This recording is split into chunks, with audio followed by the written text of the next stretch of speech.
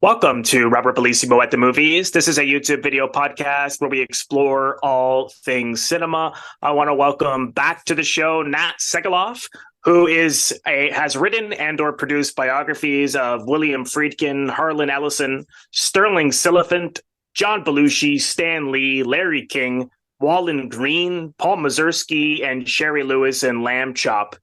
He lives in Los Angeles, where he has given up expecting people to return his phone calls. And he's also the author of many books that came out last year. Say Hello to My Little Friend, A Century of Scarface. What else do we have here? We got More Fire, The Building of the Towering Inferno. This great book, Breaking the Code. Otto Preminger versus Hollywood Censors.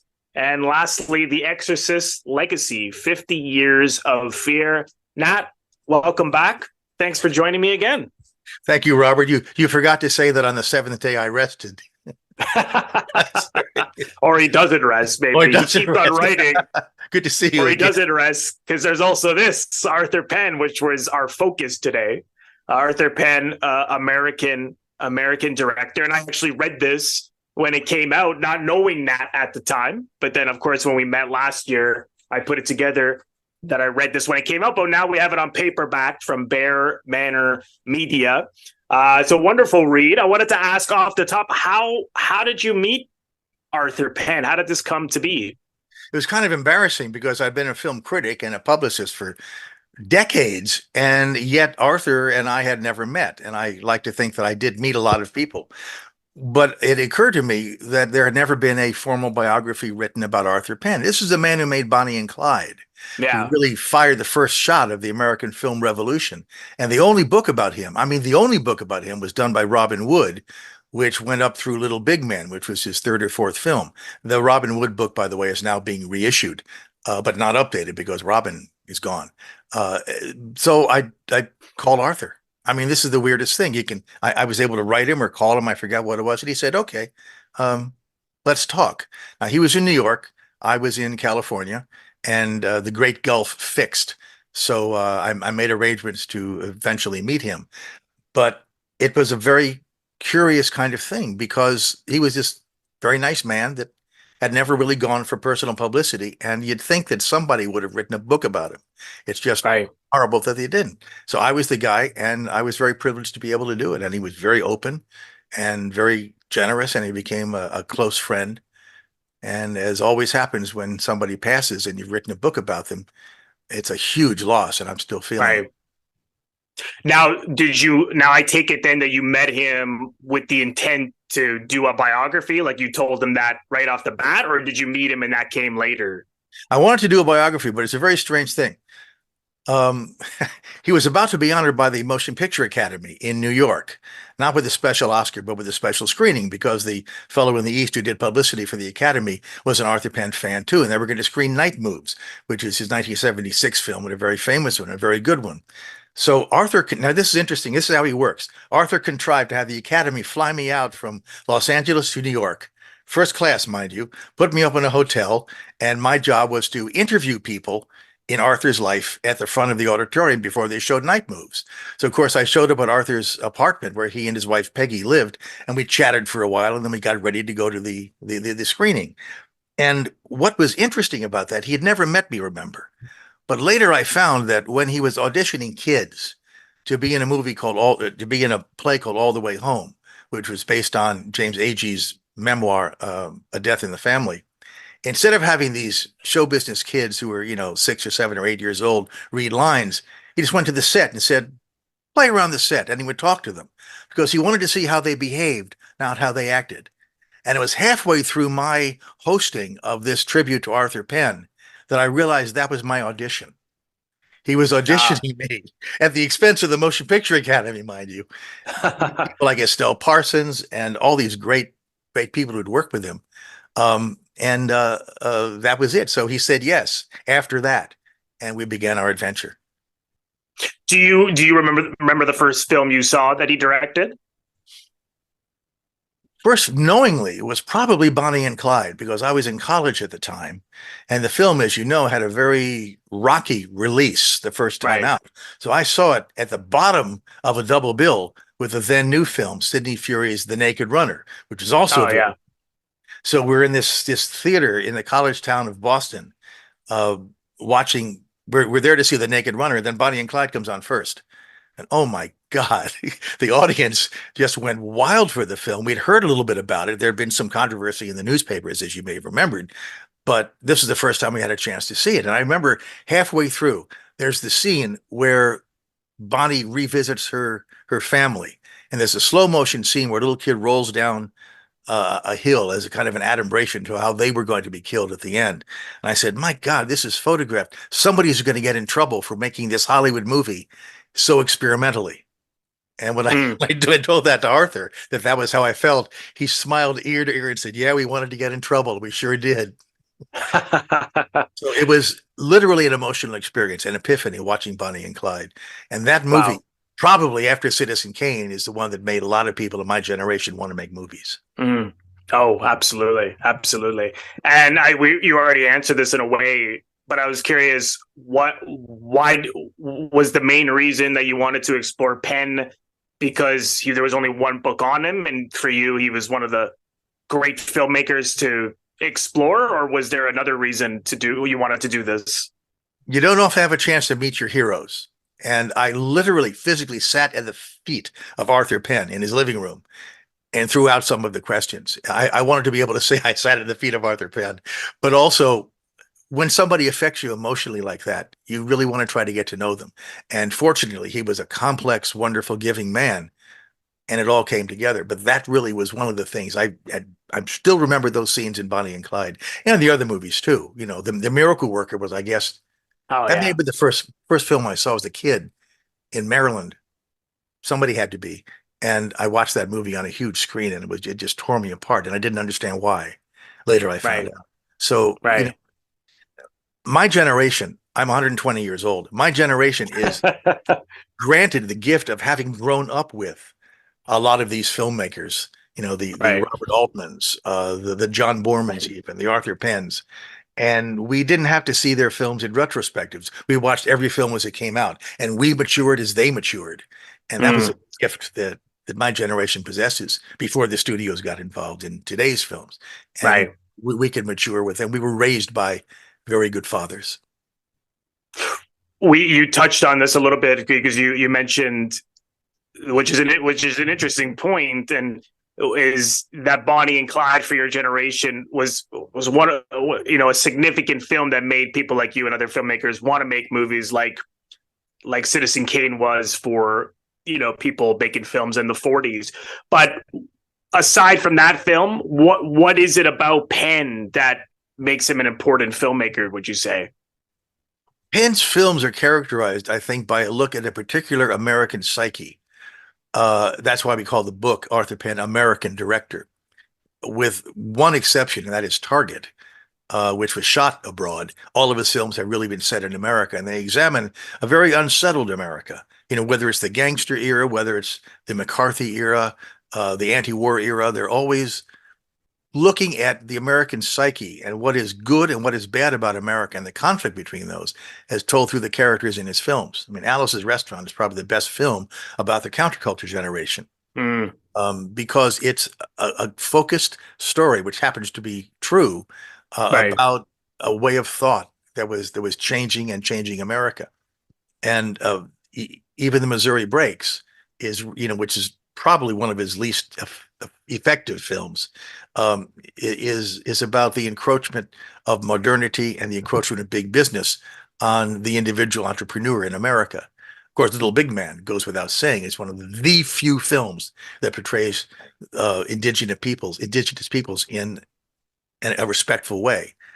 And it also explores the American mythos contrasted with the truth about America, the genocide that we committed upon the American Indians. So his Right. films are not just about what they're about. That's what I'm saying. Right. It's interesting because when he did The Left-Handed Gun, which for people who don't know, that was his first feature film, And at that point, he had been doing a lot of live television, theater. Then he makes his way into feature filmmaking. And as you wrote about in the book, he shows up to the editing suite in post production, and Warner Brothers said, "We don't need you. The editors do that," which made him, which I can understand, hesitant to ever do a film again if he couldn't be involved in the editing. Now, would you happen to know? I know he had better relationships with companies like United Artists, who did The Miracle Worker. Did he often then have Final Cut going forward? I know with The Chase that didn't happen. Sam Spiegel took The Chase away from him. I don't know if you would happen to know movie by movie what made him then say, "Okay, I'll direct again." Well, he never really said he wanted to direct again.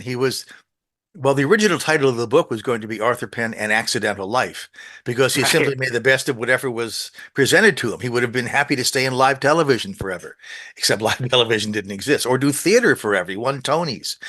He did movies as they came up, and he was one of the few directors who could go back and forth between television and film and theater in those days and not be penalized for it in terms of what the agent would ask.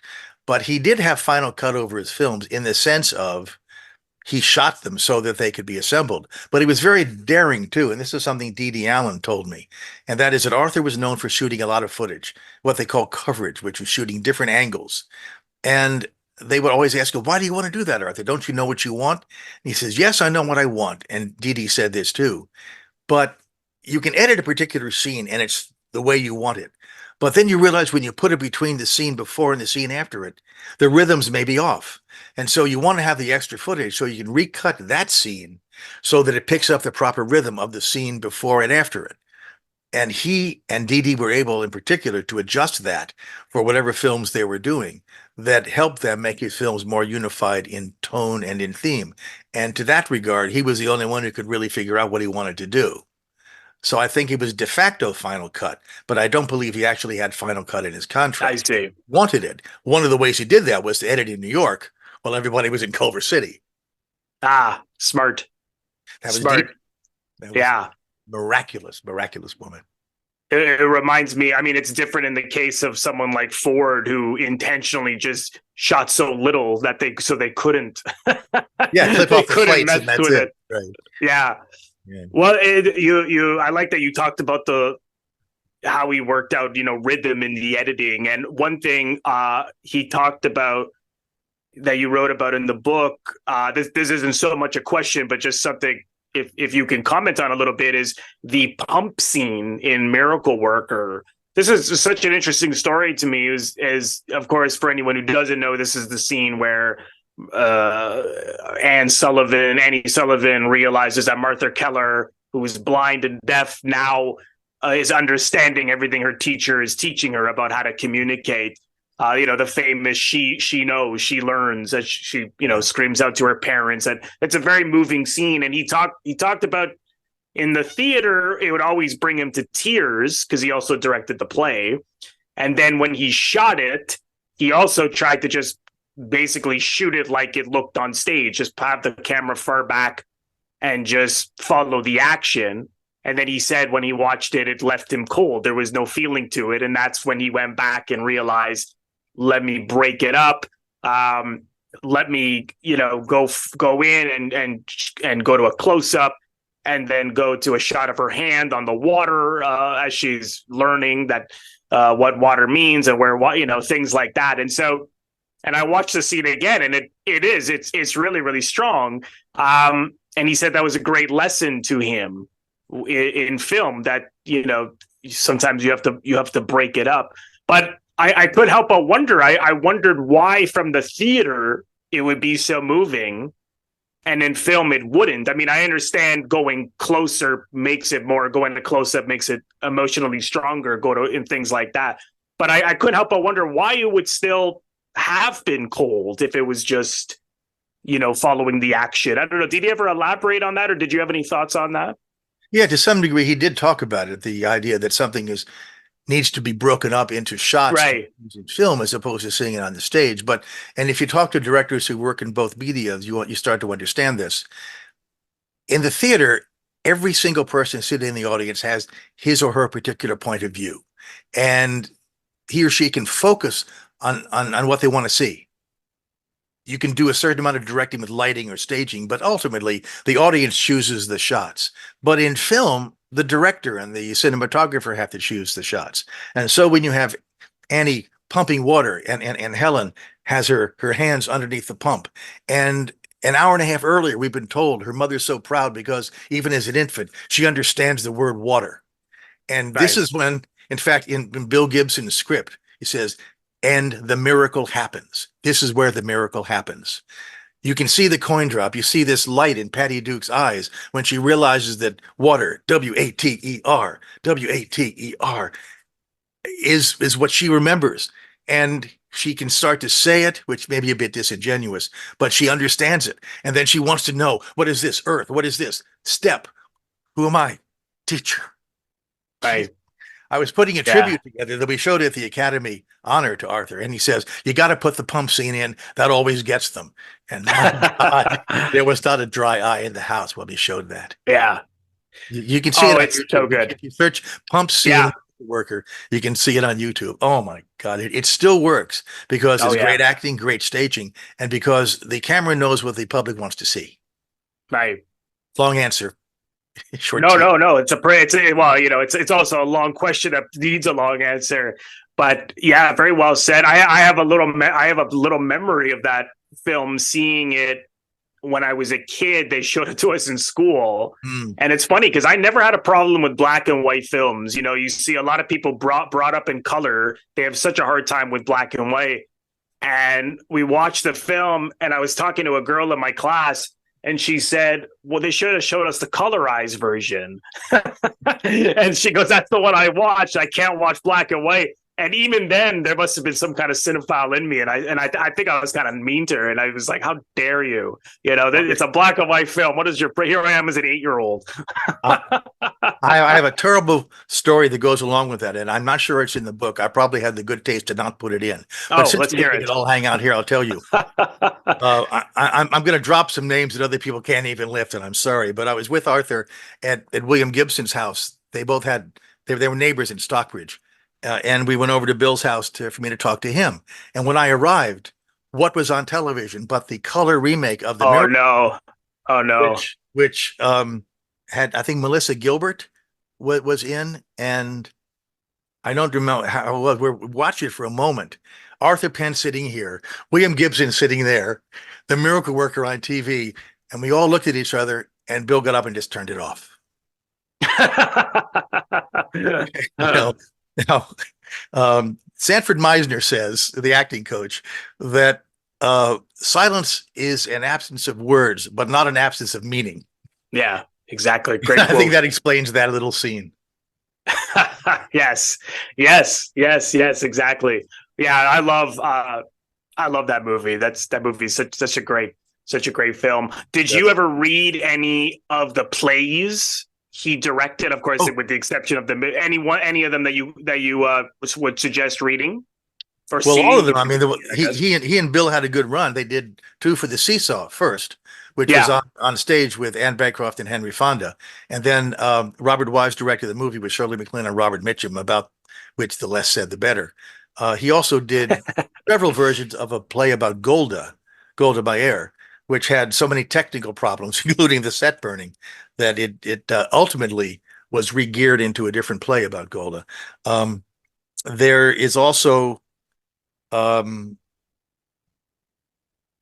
he directed Wait Until Dark, which is not a William Gibson play. And he directed that so effectively in the theater, because anybody who's seen the movie, which, by the way, is a great dating picture, because there's a moment when something scary happens and your date jumps into your lap. College talking. But, I love that movie. It's about a blind woman who is menaced by 3 people who know, but she doesn't know there's heroin in a stuffed doll that she's holding on to. Well, of course, it's called Wait Until Dark, and they had to turn out all the lights in the theater, including the exit signs. Oh, yes. It wouldn't work. Well, you can't do that by law. So for Wait Until Dark, they had to have a fire department official present in the theater for every performance when they turned out the lights for the pulse-pounding climax. Now, when Terrence Young, I think it was, who directed the movie, Warner Brothers wanted Arthur to direct it. He didn't want to. He was winning a Tony doing something else, I suppose. But what he did was he sent over all of his notes from directing the play and said, "Here, Warner Brothers, these may help you when you're putting the film together." And the executives at Warner said, "What? Why are you helping us?" And he said, "Well, I want it to be a success." He didn't get paid. He just sent over any information, Right. and the film was a huge success. So it shows what kind of a man he was, and very generous. Right. Yeah. Well, that was something that really struck me about the book, and I know you wrote about this as well. It's like, here's a guy who had such a hard childhood, grew up in the Depression, very, very tough upbringing. Parents weren't together, things like that, which when people read the book, you'll read about. Goes through World War II, and yet he seems like the most normal, pleasant man. It looked like people really got along with him well. He was a great collaborator. I know you talked about that's his mystery. It's like, but is there any secret there that you found out? I mean, what is his secret? Why was he such a pleasant man? Look, it's a hard one to answer because his wife, Peggy, who was an Ericksonian, a psychologist who did a lot of, which was doctor, PhD, wrote on writing therapy and how to help people articulate to help solve their problems. And of course, their marriage, I suppose, was a therapeutic alliance. When I was interviewing Arthur, it felt like therapy too. I mean, interviewing people, as you well know, is the same thing to going to a shrink for the person you're talking to. Well, right. Talking to Arthur and Peggy, I could see the gears moving in her brain as to where I was going. And I know that she was ahead of me where I was going. And Arthur was just enjoying both people's curiosity. I don't know what helped him grow up normal. I really don't, but he was remarkably normal and aggressively normal, if you will. Just a very good person. I couldn't find any scandals or anything at all. He was just a nice guy. Yeah, I was fascinated. Yeah, no divorces. Was with the same woman his whole life. She was wonderful. Most of it, anyways. In fact, the thing that really impressed me, and you won't know this until you visit people. For some reason I can't talk. Maybe it's my poison tea. I don't know. No, you're good. Both in Arthur's apartment, they had a wonderful duplex on the Upper West Side. Thank you, Bonnie and Clyde. And they had a place in Stockbridge. There wasn't a single poster, not a shred of any indication that he had ever made movies or plays or TV. They had a very normal domicile. The only thing he had that I noticed that was a souvenir of any film was in his Stockbridge cabin. And it was a peace pipe given to him by some of the Native Americans he worked with on Little Big Man as a tribute. That's the only. He didn't even save papers. I would have killed to see his scripts. Never saved them. Wow. I know that really bothered me, by the way. And his kids were looking for it too, but nothing. He didn't save it. Wow. Huh. Yeah. It's interesting, and that with what I really admire about him also, and there's this quote of him that often I see flying around online, and what I liked was that he was willing to argue, like if there, and nothing would be taken personally. Whereas there's this quote that I see often from him where he would talk about the fact that, people would hire people just because they were quote unquote nice people, as opposed to being, right for the job, or the best actors. Maybe they had a bit of an edge, but it seemed like he always just knew how to work with people. And if arguments happen, it never seemed to sort of ruin anything. He seemed to just, his clashes with Warren Beatty, but they seemed to be healthy clashes. They weren't. They weren't just gratuitous. I mean, Warren was on this. He was really a producer. I mean, he managed the payroll. He watched every dime, and if there was ever a disagreement between him and me, it would be the two of us would go off and we would talk, and this I may be remembering it to my benefit, but the essence of it was, look, I'm going to disagree with you. If it comes down to either or, it's you. You got the joy. It didn't ever really quite get there. I mean, I had a couple of bad ideas. He had a couple of bad ideas. We talked about them. Right. In Yeah. fact, a famous story is between Arthur Penn and Warren Beatty when they were making Bonnie and Clyde. Beatty said, "I want to have an argument every day." Right. Apparently, that was the way that he set his mind on things. Okay, well, they were all set to go. They were driving up Sunset Boulevard. I guess Beatty was driving, and Arthur was the passenger. And Beatty was saying, "Okay, we have everything all set. Do we have any problems?" And Arthur said, "Yes, we have one problem." Beatty said, "What's the problem?" Arthur said, "You." And I love that. he had to talk Beatty down a couple of times from different things. It's too complicated to go into. And the making of Bonnie and Clyde, for which, by Right. the way, I want to thank Mark Harris, who wrote the book Pictures That Are Revolution, for untangling a lot of the lore, and also Suzanne Finstad, who wrote the book on Warren Beatty. Their research was monumental, as well as, of course, my own, working with the Warner Brothers archive, to untangle exactly how Bonnie and Clyde came about, because it has many, many fathers and a couple of mothers and a couple of mother, but it did work. Right. Yeah. Well, I find that remarkable about him because there's other, people who may have been trouble to work with, like George C. Scott, people with serious, severe drinking problems, but he always seemed to find a way. Who was another one? Maureen Stapleton. I know you touched on that. Kim Stanley. But he doesn't seem to cut anyone up or hold. I mean, there are some grudges, sure, not necessarily with actors, probably more with studios and stuff like that. But I don't know, why was he? What was it about him that was able to sort of be such a good leader? I wonder. I suspect when you're confident in your talent, you can pretty much withstand anybody who's attacking it. It's the people who are insecure who react in this manner. That's Right. all I can figure. It's I wouldn't interesting. know. I'm not confident in my talent, but Arthur is certainly. Wow, an extraordinary man. Actors' fantasies, whatever they may be. I did this one. Is fine with me because as much possession as they can take of their singular contribution, the better it is, because the more individuated they'll be, rather than, for instance, I'm talking about in absolute contradistinction to the so-called ensemble playing. I want anarchy. Distinctly, the more different, the less you submit yourself to the common good, the better off we are. What you mentioned some of his films. I'm sure Bonnie and Clyde is definitely on this list. But what are some other favorite Penn movies of yours? Miracle Worker, of course, we talked about Little Big Man. Yeah. I love his last film, which is Penn and Teller Get Killed. I haven't seen that one yet. The Bad Boys of Magic. It's a wonderful film that uses a lot of tricks, and it's one of the very few movies ever that deals with the price that comes along with fame. And it does so in a very comic way, and it tricks the audience, not in ways that the boys would do magic tricks, but also just the way that it uses cinema, sort of folding it in against itself. Before you know it, you're hooked. He made a film called Target, which is the strangest thing, an action film from Arthur Penn, but it stars Gail Honeycutt, Matt Dillon, but especially Gene Hackman, who the mother is kidnapped one day, and it turns out that the father used to be in wet operations for the CIA, and he's been trying to be this milquetoast husband ever since. Matt Dillon, the son, is kind of caught in between all of that.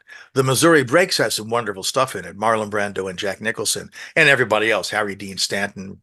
It's a marvelous old kind of pastiche of the Western. There are some things that aren't very interesting, like the horror film he made with Roddy McDowall, which he took over from someone else.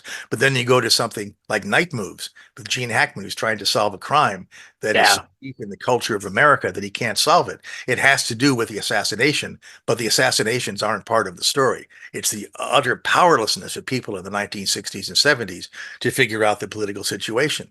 And Night Moves, along with Chinatown and The Long Goodbye, are the three quintessential detective films of the 1970s. And Arthur made one of them. A great book out about it too, called The Mosby Confidential. People are now starting to realize how important Arthur Penn was. I also really love Mickey 1. I love that There are movie. people who love Mickey 1. Arthur was Yeah. not one of them for a long time. It's a fever dream about a man who's Oh, pursuing yes. somebody for some reason. And of course, that was his metaphor for the witch hunts during communism. He talked about that he had wished he had made bolder choices. Do you know why he felt he hadn't? It's sort of hard to believe he thought, or is he just his own worst critic? I couldn't figure that part out because he would say that, and I would say, "Are you kidding?" And I'd list half a dozen of his accomplishments, and he says he wished he'd gone farther. Wow. That's, I think, the sign of, if not a genius, then somebody who really knows what he's doing. And that is, if you do one thing, well, maybe it comes easy. Maybe you should try to do something harder. I don't know. I don't know if he could have overplayed his hand at some point, but I think he made some pretty good choices. I mean, if you look at Four Friends, which there's a shocking moment in there that comes out of nowhere that has an absolute riveting effect on the audience and very unsettling. Who would have known to do that? But it's Right. there. So just these little moments in his films are just extraordinary. And they all Yeah. really comprise a portrait of what America was going through over the several years when Arthur was making movies here. Hmm.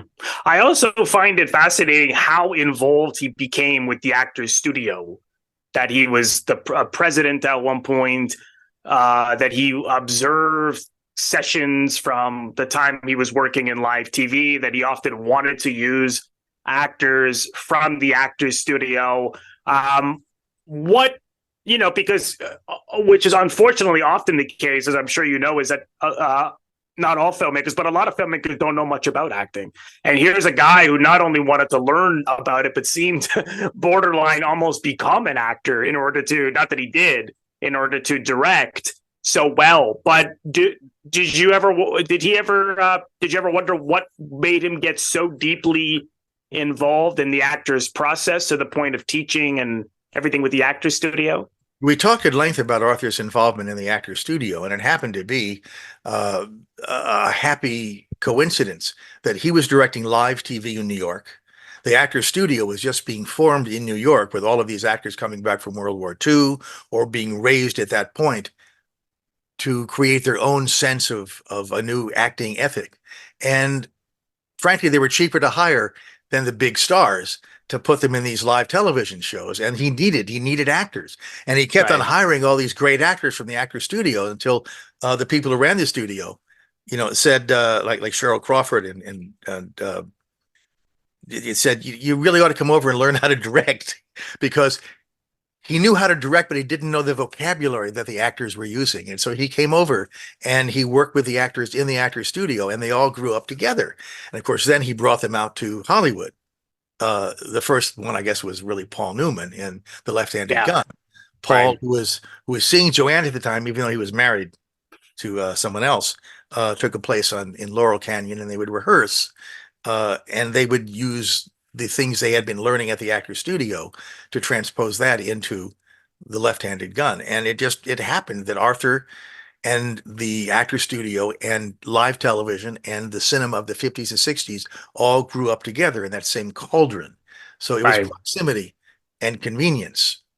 And the ones who began to dominate really acting for the rest of the century. Then associated, because it's a wonderful place for actors to come over and above, the method grew in a peculiar way, as far as I can see. Lee, first of all, the studio was started by Bobby Lewis and Kazan. And then they were very busy directors on Broadway. And Kazan had assembled, 15 or 16 or so actors, like very good actors, all working actors, like Julie Harris and Steve Hill and that group, because they were in a play that Kazan did called Sunset Boulevard. Not a very good play, but it was acted right up at the edge, and I saw it. I think I was still at Black Mountain maybe on a trip to New York. But I was bowled over by it, and anyway, they started this. Then they were busy. Lee Strasberg, who had been the head of the leading figure of the group theater, although much disliked, shall we say, by Stella Adler, by Harold Clurman, he was still a figure and a very intelligent man, but an obsessional man. He had a singular vision about how acting should be done and where the source material for that should be. And it lay in affective memory. So here was this community now of very good actors. And they would use the studio as a place to do stuff that they couldn't do because they were working 8 shows a week in a given play and going crazy. So, and then slowly other good actors were brought in, you know.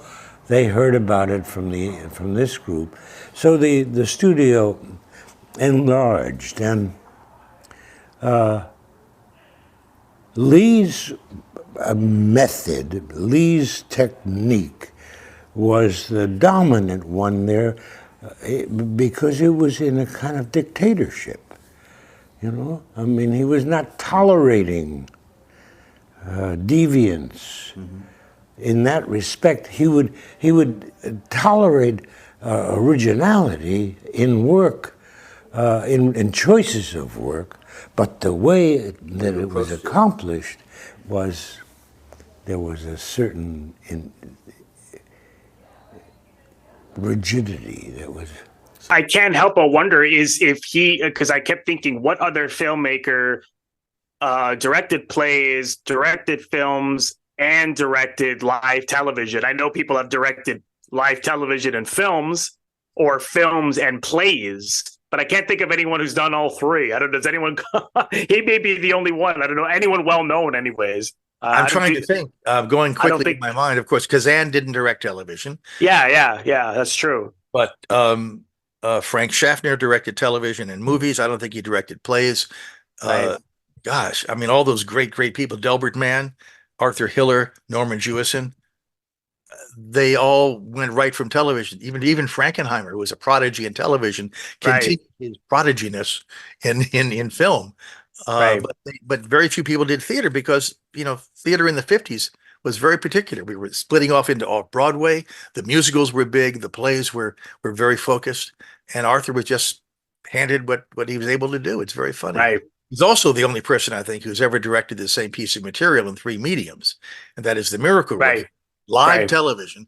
And if you watch the live television, which you can't do unless you're at the Paley Center, it's cut with the rapidity of a film. It's just brilliantly directed, and the technical director was right on top of it. I'd like to see that. Well, I had the joy of watching it at Playhouse 90 in the Paley Center here. You can't make copies.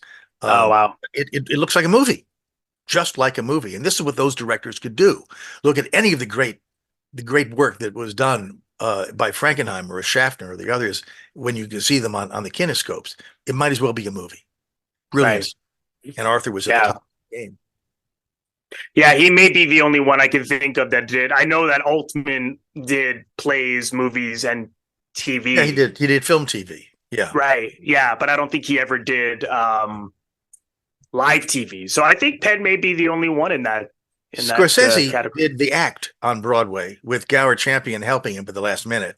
And of course, he's done TV in the sense of documentaries. Yeah. Features. But I don't know. We'd have to check our friends at IMDb. Yeah, exactly. But he's the only one that comes to mind for me. The thing about live TV is that we were editors. You know, I mean, we were thinking at a rate that was simply unimaginable. Because every once in a while a camera would go. And then you'd have to reconfigure in your head these 4 lenses, you know, and who had what. So it was just a feat.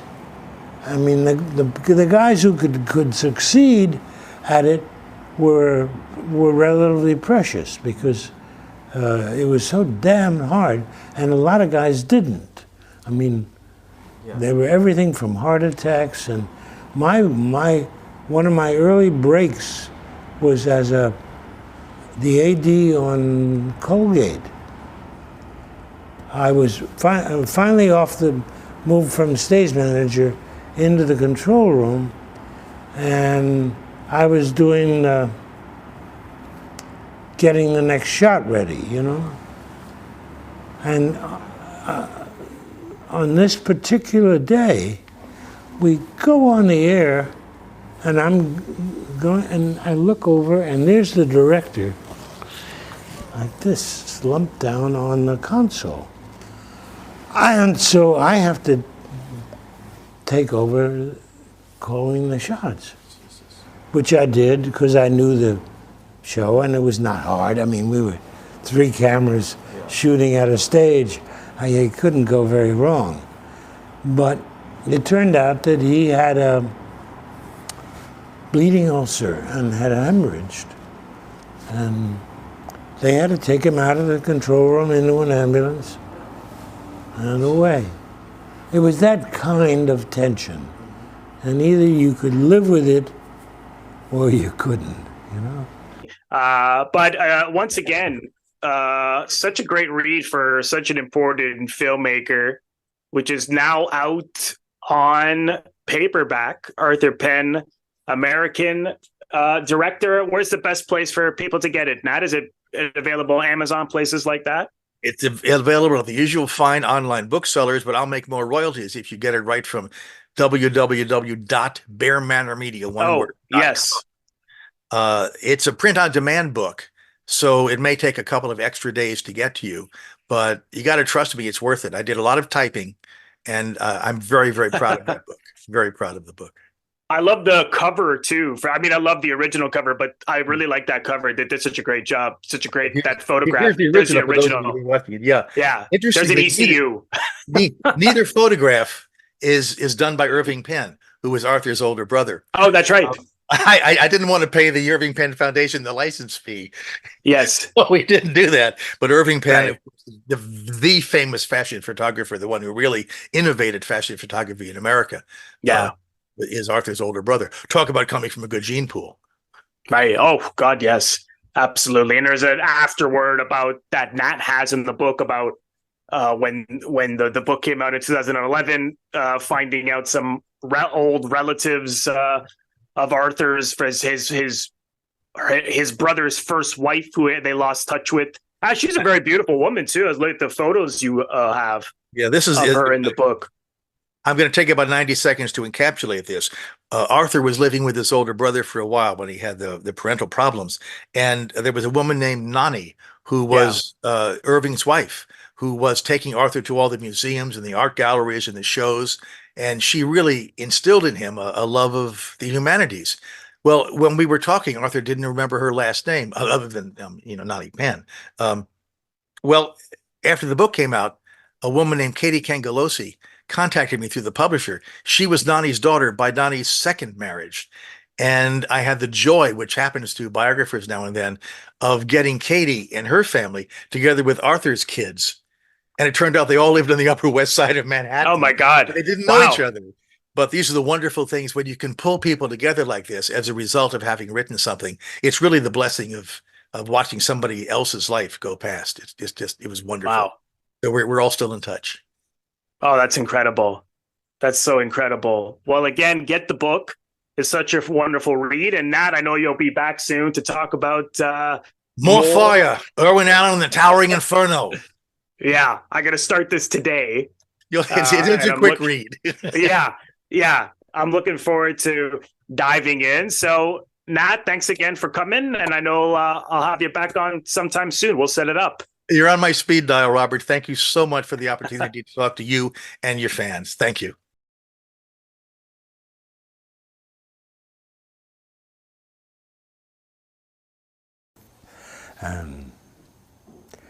No, he wanted this. So the basic arrangement would be, he would call me about 11 o'clock in the morning, Arthur, darling, how's it going? Fine, Sam, you know. Marlon's all right? I said, Marlon's fine, yeah. Jane's all right, Jane's all right, etc. We run down the... I said, we're going fine.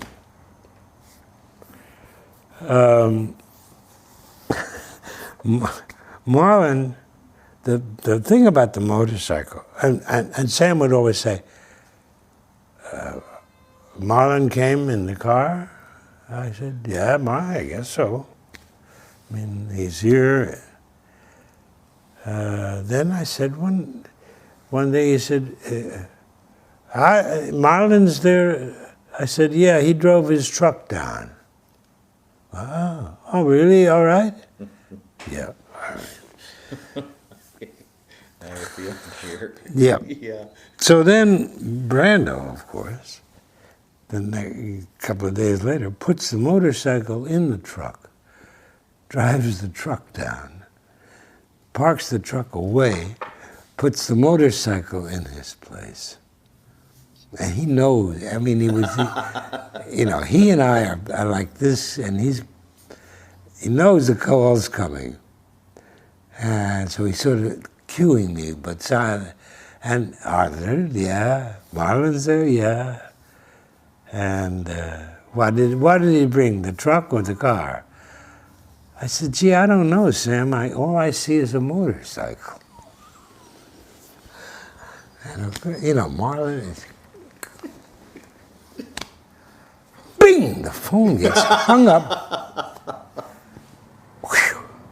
And we go on for a while, and the doors fly open. In comes Sam in his pajamas and robe. It must be 11:30 in the morning, you know. Oh, what is... And of course, the whole place broke up. Hey, so Marlon never drove the motorcycle. He just offloaded it from the back of the truck. Right. Because he had this, it was in his contract. Sure. I mean, it was really, it was... Now that sounds like the way you described Brando the other day. Yeah. He just, nobody dares pull a thing on him, and he has a great sense of humor. Yeah, absolutely. And that was how we went through the movie. Thank you so much, everyone, for watching. I want to thank all of my members on Patreon. If you're interested in becoming a member of my Patreon, head over to the link, patreon.com/Robert Bellissimo at the movies for full details. Patreon is exclusive content that I create month in and month out. And as a subscriber, you are able to vote on polls and contribute to what I do on Patreon month in and month out. So head over to the link for full details. You can also leave a donation directly to my YouTube channel by pressing the thanks link, which you will find directly below the video frame. Just click on the thanks link and you can leave a donation there if you choose to. And lastly, if this is your first time here, please consider subscribing. It is absolutely free to do so. By pressing the Robert Bellissimo at the movies logo, you will see it floating above my head in the top left corner. To your top left in just a second, just click on that and then click the bell in order to get a notification every time I release one of my new episodes. Also click the like button and leave a comment below. Let me know what you think of this episode. Also, you can also share the episode. All of these things are what produce traction to my YouTube channel. So I appreciate you watching and thank you again. And I will see you in the next episode.